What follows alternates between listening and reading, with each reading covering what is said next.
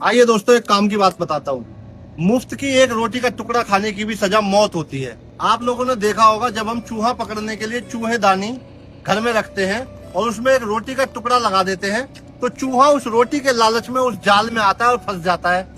वही उसकी मौत का कारण बनता है।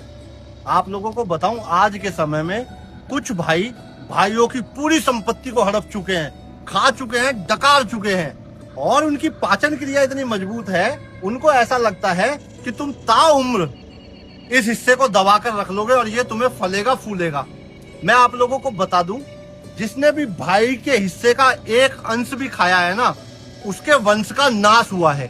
इतिहास उठाकर देख लेना, धृतराष्ट्र से कुछ सीख लेना, पांडवों से और कौरवों से कुछ सीख लेना।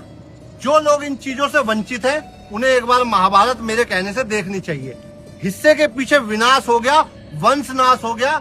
जिसने भाई का हिस्सा खाया है, उन लोगों को कीड़े पड़ते हैं, गलते हैं। हिस्सा तो चाहे भाई का हो या बहन का हो, हिस्सा कभी नहीं खाना चाहिए। आप लोग काजू बादाम घी दूध खा पी सकते हैं, लेकिन किसी का हिस्सा नहीं खा सकते। और खाने में आपको अगर हो सके कुछ देर के लिए स्वाद लगे, तो आपको बता रहा हूँ, ये चीजें बीमारी से होकर निकलती है। इससे ज्यादा पैसा आप लोग अपनी बीमारी में लगा देते हैं। इसलिए आपको समझाने की कोशिश करता हूँ, चूहे की तरह लालच में आकर उस जाल में घुसने की कोशिश मत करो, क्योंकि हर बिल में चूहे नहीं होते, किसी किसी बिल में सांप भी मिल जाते हैं। और जब बराबर के टक्कर का भाई मिल जाता है ना, तो मुंह पे थप्पड़ मार के हिस्सा ले लेता है।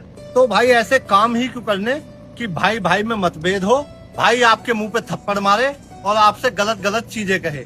मैं तो हमेशा से यही कहना चाहता हूँ और यही कहता हूँ, अपने भाई का हिस्सा मत खाओ। इस दुनिया में कमाई करने के 1000 से ज्यादा तरीके हैं। वहाँ जाकर आप बेईमानी कर लो, वहाँ जाके छल कर लो, लेकिन अगर आप अपने ही घर में डंक मारोगे, तो याद रखना, कोई ना कोई नेवला आपकी गर्दन को पकड़ के एक दिन तोड़ देगा।